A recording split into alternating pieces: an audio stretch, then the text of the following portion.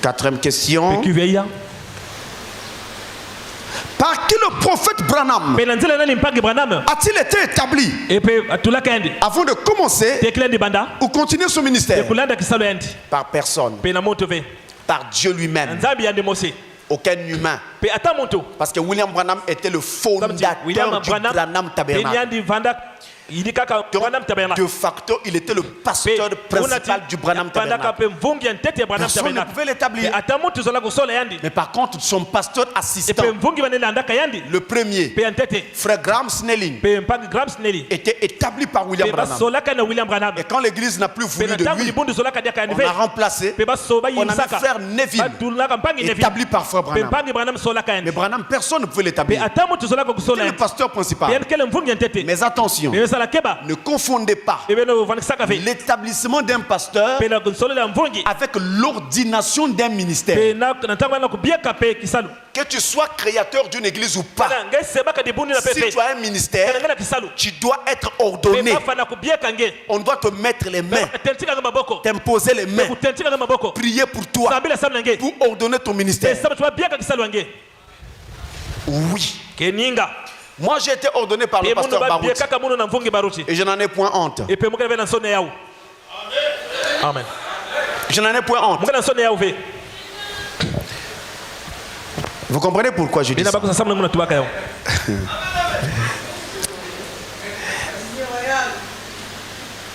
Une autre question, toujours la Côte d'Ivoire. Croyez-vous à la sorcellerie? Si oui, comment opère-t-elle dans le domaine spirituel? Bon. Je dois avouer que là c'est assez difficile parce que je n'ai jamais été sorcier et puis je n'ai pas fait des cours de sorcellerie. Il y a une université qui existe hein, pour ceux qui veulent être sorciers. Si je ne m'amuse pas. Je crois que ça doit être en Hollande. Où il y a une université qui existe. J'espère que je ne me trompe pas de pays. Elle est assez récente. Elle a été créée autour des années 2000 pour former les sorciers. Après tu sors avec un diplôme. Je ne sais pas comment on va appeler ce diplôme. Ce que je dis là c'est sérieux. Université. Donc quand tu vas rentrer là, tous les petits sorciers d'Afrique là pour toi. Toi tu as un niveau universitaire.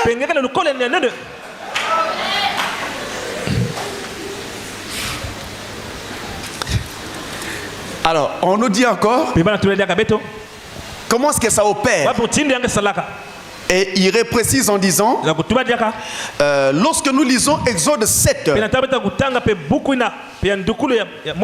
versets 10 à 12, est-ce que nous pouvons dire que le sorcier ou le magicien peut faire des incantations pour se transformer en un animal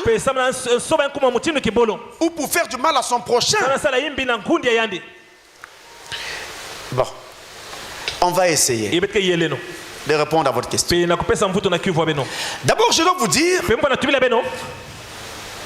que la sorcellerie existe. Et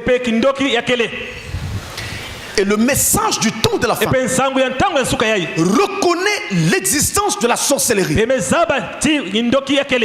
Vous avez par exemple la prédication, le baptême du Saint-Esprit.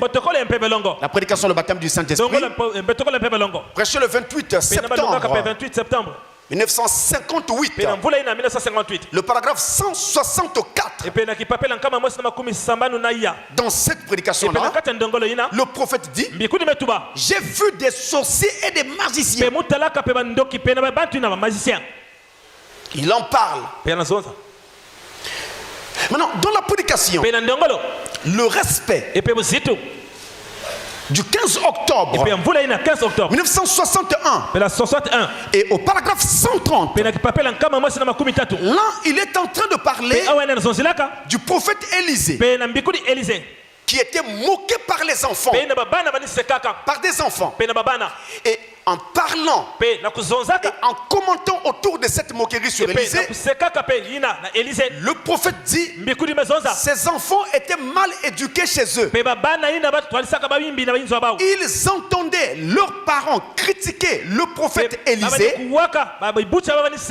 C'est pourquoi quand ils l'ont croisé en chemin, ils se moquaient de lui. Et alors, en essayant de commenter, Frère va lâcher quelque chose qui nous explique la sorcellerie. Alors, je prends cette brochure, ça sera mieux. Le respect.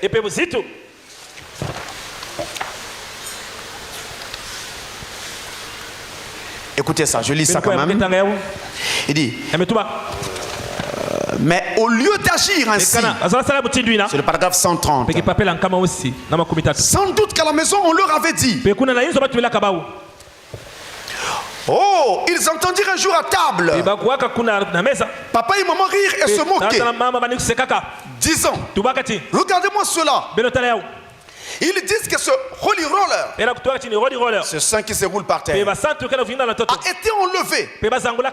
Pouvez-vous croire chose pareille? Ils se moquent d'Élie. Et ils ont dit que ce vieux type chauve, aussi chauve qu'une citrouille, qui n'a pas plus de 35 ans, va venir ici et ils vont tenir des réunions dans la rue. Là, il parle maintenant d'Élisée. Ils s'attendent à ce que nous croyons de telles sottises. Oh, il n'est rien d'autre qu'un petit, qu'un charlatan. C'est tout. Parce qu'il ne veut pas venir dans notre église. Vous voyez, il est comme Élie. Il ne veut pas venir dans nos églises. Il s'agit probablement de sorcellerie, de sorts que l'on jette. Il fait des supercheries comme Élie. Il ne croyait pas en lui. On apprenait donc cela aux petits enfants à la maison. Ce qui m'intéresse, c'est que là, il lâche l'explication de la sorcellerie. Et il nous dit qu'il s'agit de sorts que l'on jette. La sorcellerie, mes amis, c'est donc en fait un art magique qui consiste à jeter un sort sur quelqu'un. C'est ça en fait la sorcellerie. Et le maître sorcier, le sorcier tout court, travaille avec des esprits qu'on appelle dans la Bible des démons, qui sont à son service et qui accomplissent ses désirs. Il demande, ces esprits vont exécuter ce qu'il a demandé. Et ces esprits-là qui travaillent avec les sorciers sont les anges déchus, les anges qui avaient été chassés du ciel quand Lucifer avait perdu sa place au ciel. Avait perdu sa place au ciel. Et donc, tous ces anges-là qui sont tombés avec lui, ils sont devenus des démons, des esprits méchants, des esprits malins. Et ce sont ces esprits-là que les sorciers utilisent. Maintenant, vous allez convenir avec moi, Satan a été précipité dans le séjour des morts. Notez-le, dans la 5e dimension, dans l'abîme, et c'est plus bas que la terre. Voyez-vous? Donc quand ces esprits se manifestent, ils viennent de ce monde des ténèbres. Et en général, ils opèrent la nuit, entre minuit et 3 heures du matin. À partir de 3 heures du matin, ils doivent rentrer. Et pour les retardataires, ceux qui n'ont pas pu rentrer à temps, ils doivent rentrer au plus tard 5 heures du matin. Voilà pourquoi la plupart des attaques que vous vivez se passent entre minuit et 5 heures du matin. Et particulièrement entre minuit et 3 heures du matin. Et si vous vivez un phénomène de ce genre, il vous suffit de faire une veille de prière de minuit à 3 heures. Vous verrez que vous serez tranquille. Il y a autre autre chose, mes amis. Ces esprits que les sorciers utilisent appartiennent à Satan. Or, Satan est un ange que Dieu avait créé au commencement. Il avait un rang élevé. On l'appelait archange. C'est le chef des anges. Donc il avait beaucoup des anges sous son contrôle. Et quand il était précipité, la puissance que Dieu lui avait donnée, à l'époque où il fut l'archange Lucifer, eh bien cette puissance est tombée avec lui. Elle est toujours là, mais elle est maintenant pervertie. Ça veut dire qu'elle a perdu quelque chose. Or la puissance qui était en toi, peu importe la quantité, mais elle n'est pas pervertie. Ça veut dire, mes amis, qu'un chrétien a la force en lui de chasser Satan n'importe quand, n'importe où et dans n'importe quelle condition. Je fais entendre un grand amen. Soyez libres. Qui fait dire amen? Alléluia. Je vous demande de dire amen. Ce n'est pas parce que j'ai besoin du bruit. C'est pour que vous puissiez ne plus avoir peur de Satan. Amen. Et la Bible dit, celui qui est à nous est plus grand que celui qui est dans le monde. Alléluia. Quelqu'un dit amen à cela. C'est-à-dire que dans ta famille, même si on a fait un programme sur toi, tu peux les regarder dans les yeux et leur dire, c'est trop tard. Les sept tonnerres sont déjà révélés. Est-ce que quelqu'un dit aussi amen? Amen. Je n'ai pas fini.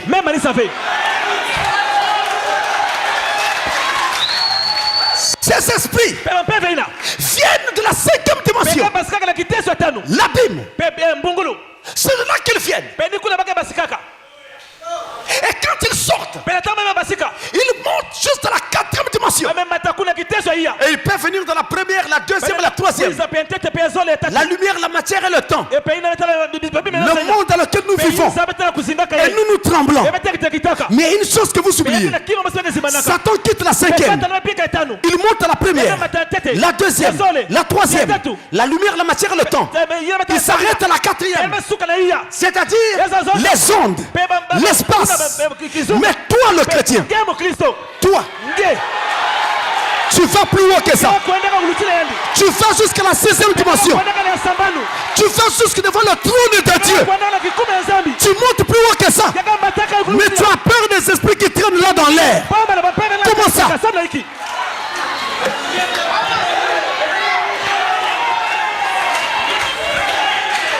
Comment ça?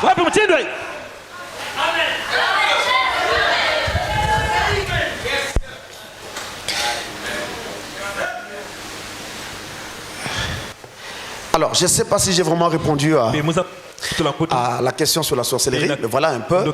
Maintenant, on demande est-ce qu'un sorcier peut se transformer en un animal pour nuire à quelqu'un? Oui. L'art du déguisement, Satan en est maître. Vous n'oubliez pas qu'il est écrit que le diable se déguise en...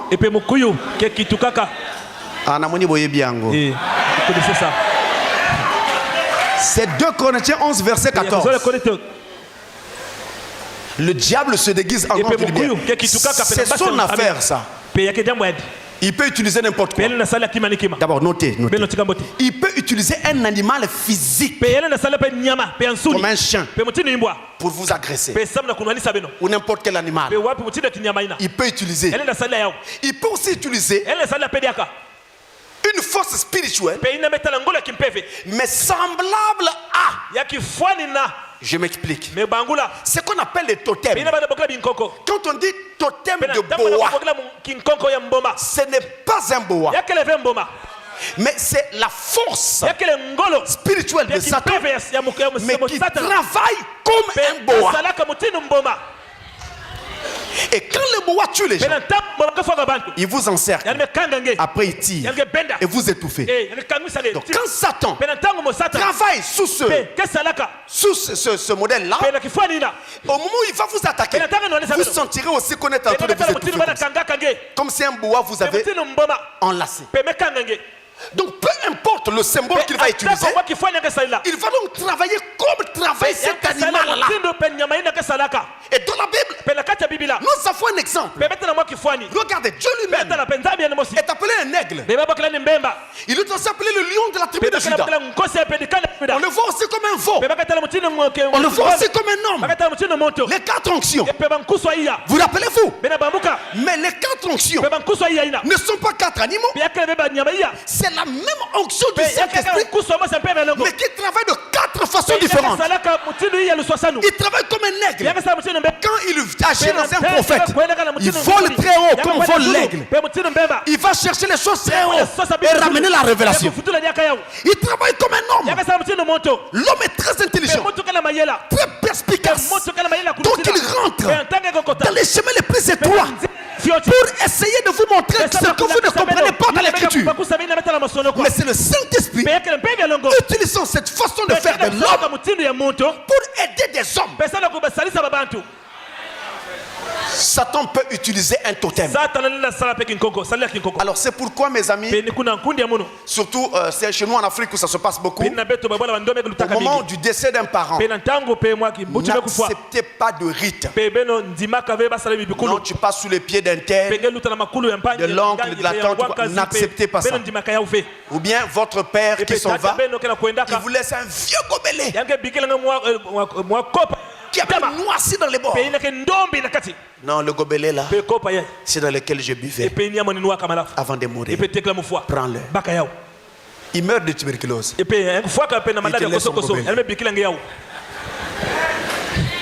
Vraiment, il y a beaucoup de choses à changer en Afrique. Vraiment beaucoup de choses à changer. Parce que les gobelets qui coûtent 50 francs là, tu ne peux pas en acheter, tu préfères le vieux gobelet. Parfois il laisse sa serviette.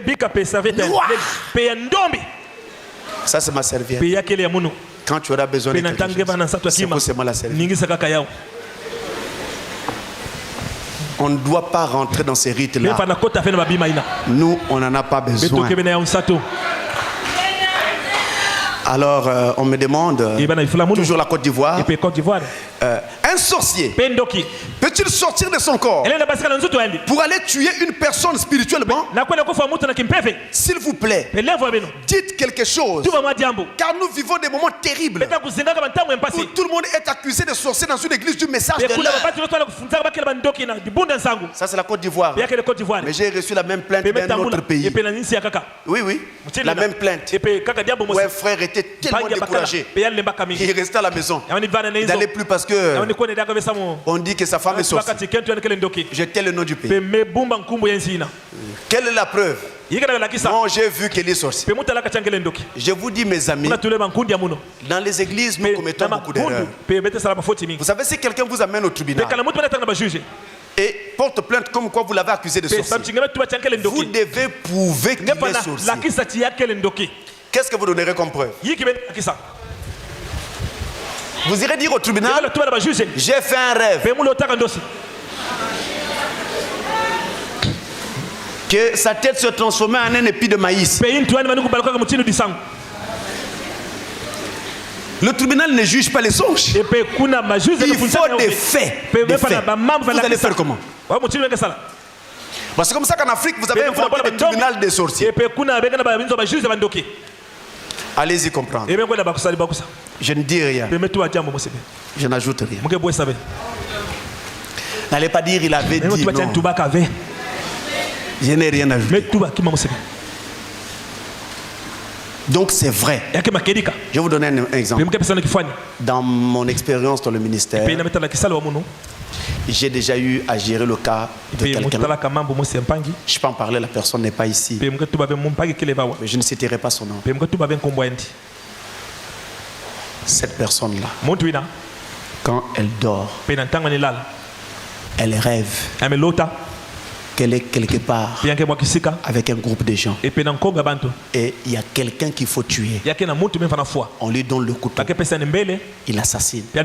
Il voit bien le visage de la personne. Et il connaît cette personne qu'on a tuée.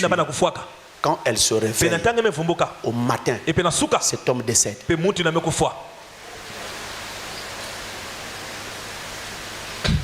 C'était toujours comme ça. Alors, chez elle, cette personne-là, c'était déjà assez avancé. Elle était sorcière. Elle sortait. Ça se fait. N'allez pas faire des doutes à ce sujet. Ça se fait. Mais n'ayez pas peur. Vous n'avez pas à avoir peur.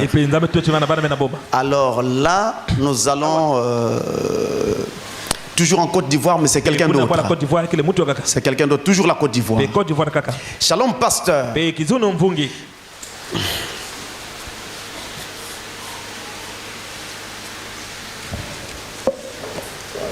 Il dit, vous êtes dans quel Congo?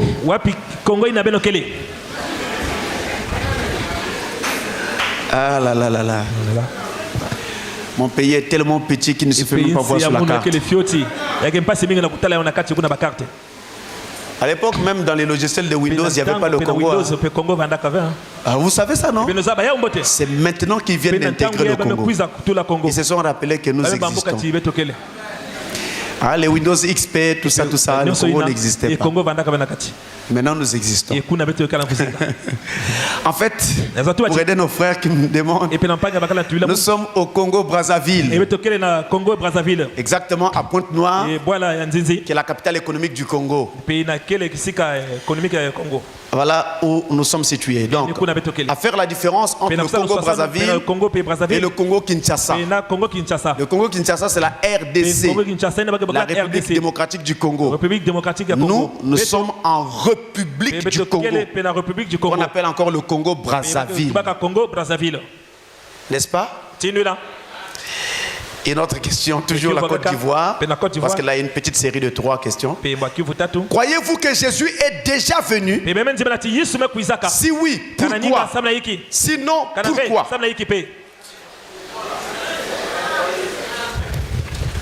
Non, je ne crois pas que Jésus soit déjà venu.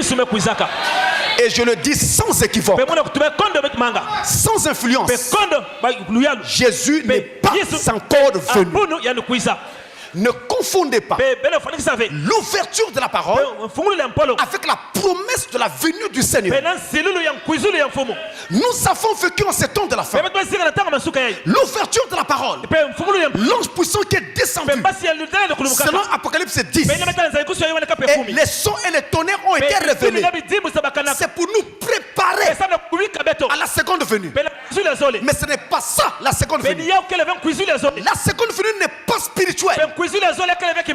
L'ouverture de la parole est spirituelle. La parole n'est pas physique. La parole est spirituelle. Mais la seconde venue est physique. La première venue de Jésus n'était pas spirituelle. Elle était physique. La deuxième venue doit aussi être physique. Il y a une troisième venue. Elle sera aussi physique. Lors de la première venue, Jésus est venu pour sauver le monde en mourant pour nous sur le bois du Calvaire. Dans sa seconde venue, il vient pour enlever de la terre ce qu'il a déjà sauvé. Son église épouse. C'est pourquoi la seconde venue est encore appelée l'enlèvement. Et dans sa troisième venue, il vient pour passer sa lune de miel avec son épouse sur la terre. Ça s'appelle le millénium. Voilà la troisième venue. Et dans la deuxième venue, selon 1 Thessaloniciens 4, verset 13 à 18, là je tape sur la machine sans regarder au clavier. Eh bien Jésus fait 3 choses. Pendant qu'il descend. Quand Frobram parle, il béquet 3 fois. Amen. Pour ceux qui étaient avec moi quand nous avons prêché, péché. Quelque part, il y a quelques jours, vous vous rappelez? L'homme Daniel, vous vous souvenez? Nous avons dit faites attention. Même quand ce prophète dit c'est la parole. Quand il dit c'est la parole. Si vous passez droit, vous risquerez de manquer la révélation. Donc quand il parle là, il bégait 3 fois. Pendant qu'il descend. Vous allez dire, oh mais qu'est-ce qu'il fait? Il a bégayé 3 fois. C'était l'Esprit de Dieu bégayant au travers de Frère Branham. Et j'aime ça avec tout ça. Pendant qu'il descend. Parce qu'il fait 3 choses. Il y a le cri de commandement. Ce qu'on appelle encore le signal. Il y a la voix de l'archange. Et il y a le son de la trompette. Le cri de commandement, c'est le message du temps de la fin. C'est le message de Malachie 4 qui parcourt la terre et qui sort les élus de toutes les dénominations. Et je vous donne une information. Il y a encore des élus qui vont sortir des dénominations et qui vont venir, qu'ils le veuillent ou pas. Amen. La voix est en train de parcourir. Quand on dit aux gens, ne suivez pas Canal 7, n'écoutez pas cet homme, ils écoutent devant vous. Ils rentrent chez eux, dans leur chambre, ils allument. Je veux d'abord écouter. Pourquoi on m'interdit de suivre cet homme-là? Alléluia. Alléluia, alléluia. Que vous le vouliez ou pas, c'est même moi-même, même si je ne le veux pas, mais si Dieu l'a fait, je ne peux pas défaire ça. Alléluia. Et la voix de l'archange, c'est vous, l'épouse. Quand la parole du cri se fait chair en vous, vous devenez cette parole. Vous devenez le message. Maintenant, il va rester une seule chose. C'est le son éclatant de la trompette qui donnera le signal pour le départ. Nous attendons ce jour. Nous attendons ce matin glorieux. Nous attendons cela. Ça va venir. Et quand il viendra, il va s'arrêter dans les airs. Et nous monterons pour les rencontrer dans les airs. Ses pieds ne vont pas toucher la terre. Or, les pieds de Frère Branham ont touché cette terre. Jésus n'est pas encore venu. Autre chose, arrêtons de parler comme les pentecôtistes. Nous allons les rencontrer dans les airs. Quels airs? Ce sont là les secrets donnant l'épouse. C'est ça toute la différence, mes amis. Les airs, c'est pas les nuages. Là où vont vos avions. Ici, les airs. Il s'agit des cieux. Mais dans la Bible, nous avons 3 cieux. Le premier ciel, c'est la 6e dimension. C'est le séjour des bienheureux. On l'appelle encore le paradis. Le deuxième ciel. Et ensuite, il y a le 3e ciel. Le 3e ciel, c'est le trône de Dieu. Donc, c'est la 7e dimension. Alors, c'est le premier ciel. C'est le paradis. La 6e dimension. Le 3e ciel, c'est le trône de Dieu. La 7e dimension. Le 2e ciel, c'est un corridor qui vous amène du premier ciel au 3e ciel. Du paradis au trône de Dieu. Et quand nous allons être enlevés, nous n'irons pas directement devant le trône de Dieu. Nous irons d'abord au premier ciel pour rencontrer nos amis, nos parents qui sont morts avant nous, qui nous avaient précédés. Vous verrez votre mère, vous verrez votre père, vous verrez votre femme, vous verrez vos enfants, vous allez les embrasser. Quand vous êtes sûr que tout le monde est là, alors le signal sera donné. Continuez le voyage. Et vous continuez. Vous passez par ce corridor. Ce deuxième ciel. C'est là que Jésus vient nous rencontrer. Dans ce deuxième ciel. Là, il nous prend et il nous amène au 7e ciel, dans son palais. C'est la raison pour laquelle, quand Eliezer a mené